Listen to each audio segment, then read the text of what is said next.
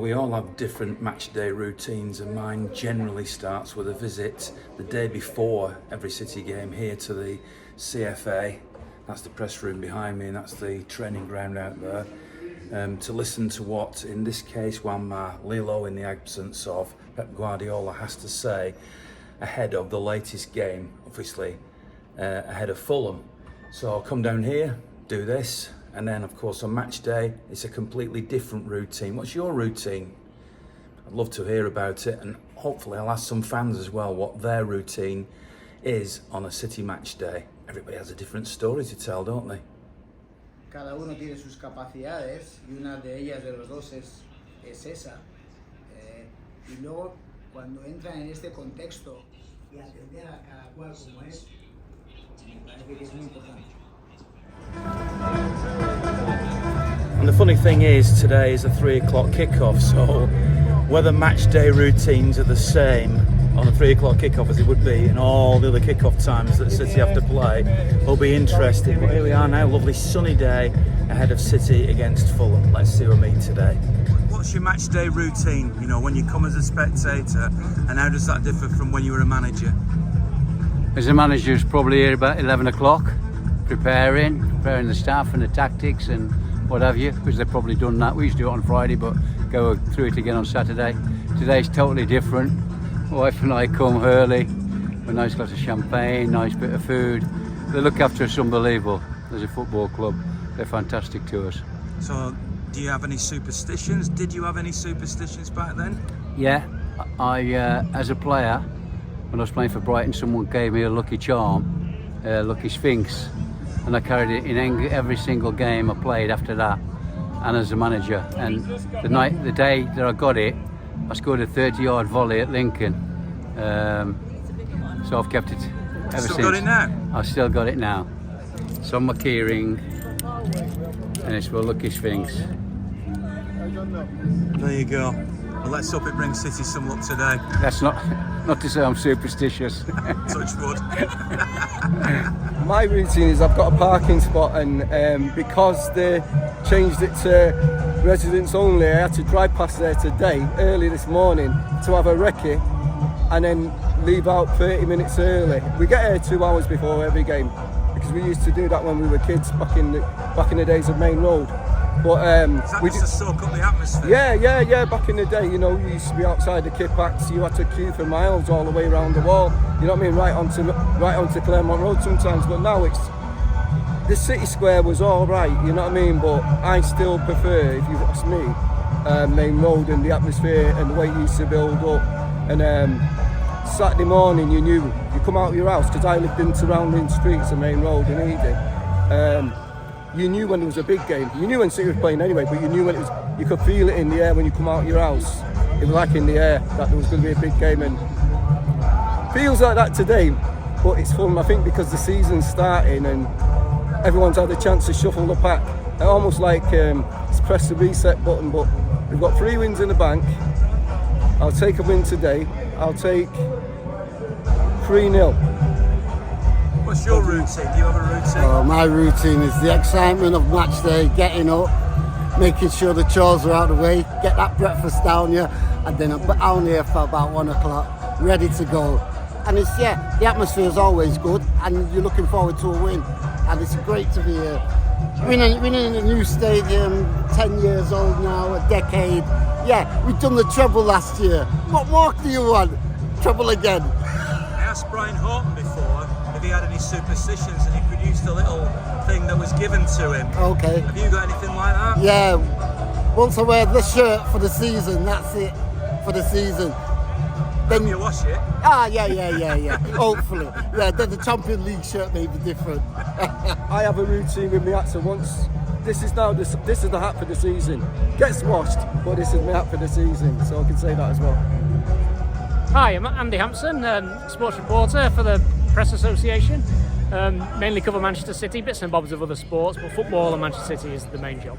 Do you have a routine on a match day? Do you have a certain time you get here? Do you do research? What is your match day routine? Well, it often depends on whether it's a day game or a night game. With night games, I I come a lot earlier just because I want to beat the traffic. But generally, I aim to get to the ground about 3 hours before kick-off. I'm a bit later today because I've had a couple of things to do with the family. But normally 3 hours gives me a bit of time to get in, do a bit of pre-match preparation, and have a little bit of the pre-match hospitality as well, and then read the programme. What does that mean then? Are you Googling stuff? Are you using quotes from press conferences? What's your preparation? Well, more often than not, I've been to the press conference myself the day before. So I know what the managers have said, and I'm fairly up to speed with City because I cover them fairly regularly. But it's a chance to mainly look at the opposition, really, have a look at their previous results, the team, the lineups from previous games, their team news. Yeah, it's a chance to look at that really, and then look through a few statistics as well. Don't let me hold you up anymore. Then you go get some food. Right. Okay.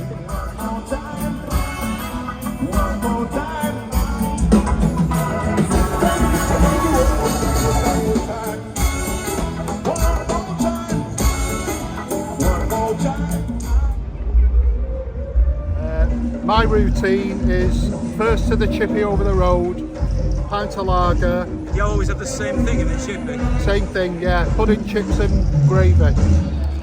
Pint of lager, taking the atmosphere, and then into my seat about 2:15. You ever wear the same clothes, or is any good luck thing like that? No.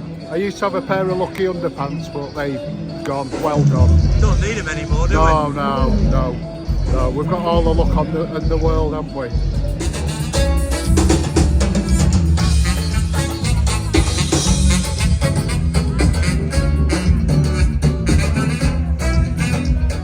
Introduced one of the Brazilian bands that are playing. Yes. The tie-up between Baja and City. What was that like? Bahia, that's how we pronounce it, no problem. Yeah, no, it's been amazing, honestly, it's so good. And we've got a sunny day as well, Ian, which is great. Lovely people. We've got a translator there as well who's just allowing us to have loads of fun. But yeah, you can see the fans are really enjoying it. And there's stuff happening all over the stadium today as well. There's loads of artists. In the background there, that's Adama that you can hear. We had Maestro on earlier on, and it's just great. There's loads of entertainment.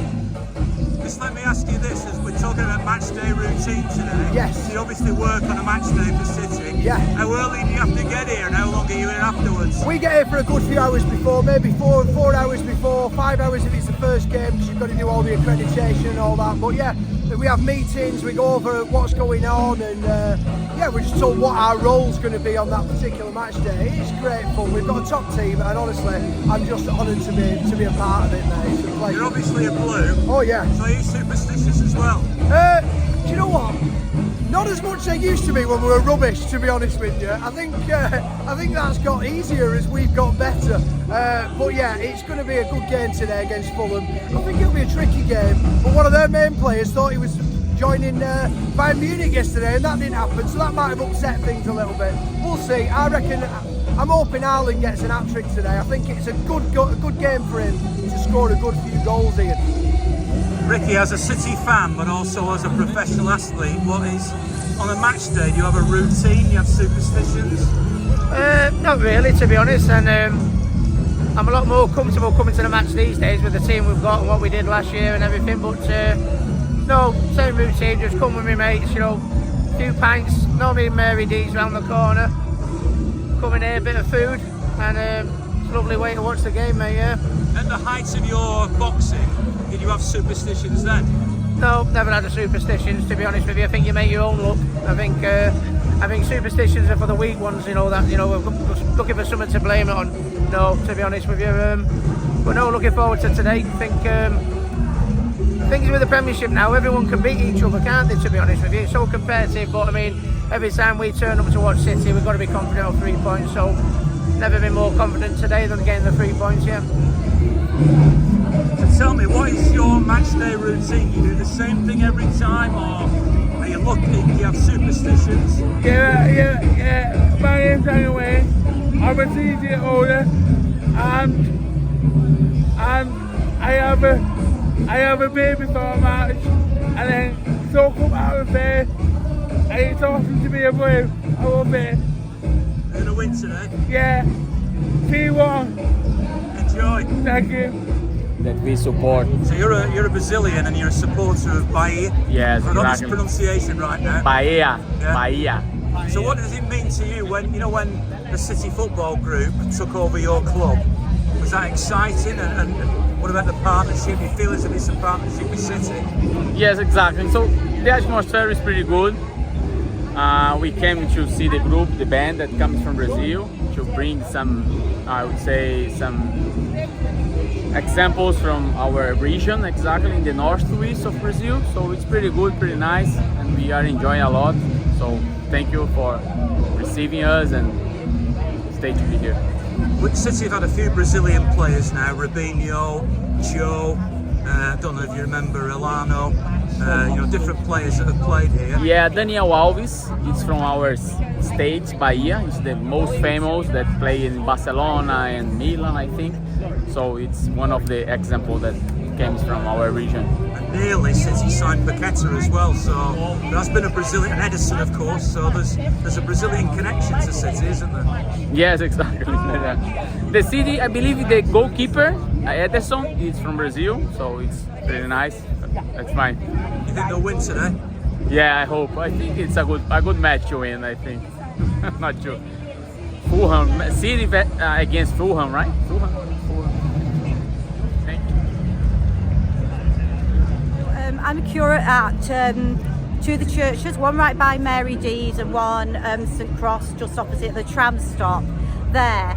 I think some of my friends that I go to away games with think I've got a direct line to God.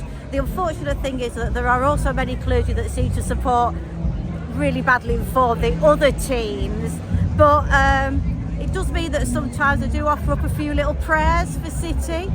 But apart from that, I haven't got any other match day routines. Just love coming here, taking in the atmosphere, and really excited to see some of our new signings. Hopefully they'll start. So yeah, come on City. You can give us a score prediction for today? 4-0 to City. So you're confident? Yep. Enjoy the game? Yeah, thanks.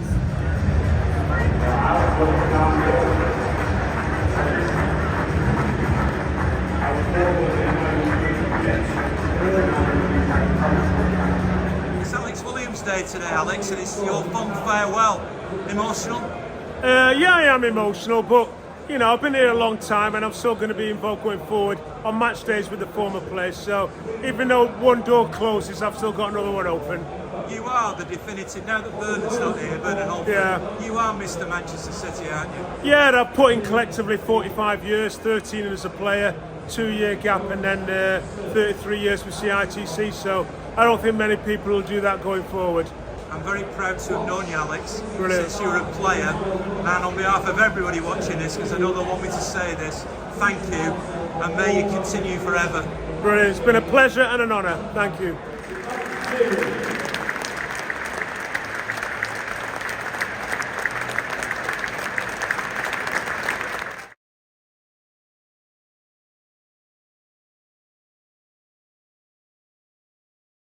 You can talk about the first half if you want, but the big talking point is that goal, the second goal. What do you think? You've seen the replay, haven't you? Yeah, I've seen the replay a couple of times, Ian. I would give it. He was in the way of the ball. However, so were about 10 other players. So he didn't unsight the goalkeeper. The goalkeeper couldn't see what he couldn't see anywhere. I could see why if they didn't give it, they would. Offside. We don't know when it goes to the bar, but I would have given it because it was going in that way or anywhere. The first half's been a little bit slow, pedestrian, and really uncomfortable for Manchester City. They haven't kept the ball well, and Fulham have been quite a hard nut to crack. City haven't played as well as they can. They haven't got the ball forward quick enough into areas that are hurt. They haven't got the ball into the right people to hurt them. But scoreline 2-1. All good teams win games when they play poorly, and at the moment that's what's happening with City.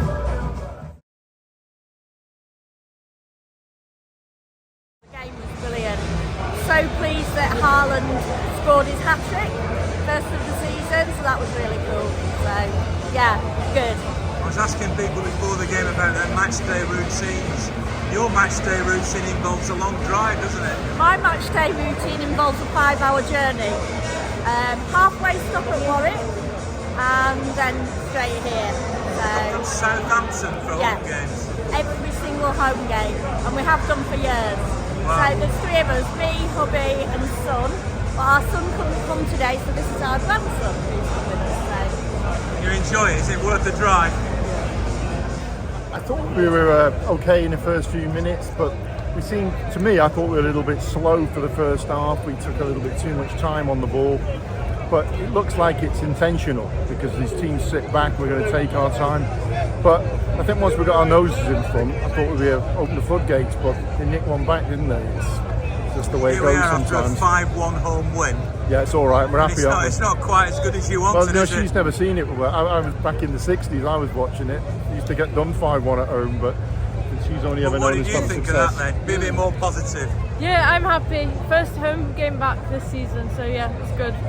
Haaland gets another hat trick. Yeah, I was hoping guy's for a Haaland unstoppable, Hattrick. Yeah, I know. It's insane. Yeah. So looking forward, onwards and upwards. I mean, I'm positive. Don't say that about me. It was good. It was good, Cheesy. It was good. Yeah, fantastic. Pleased to say Oscar Bobb come on. I watched him out on the Asia tour against Bayern Munich. Looked fantastic. So you were out in Japan, were you? I was, yeah.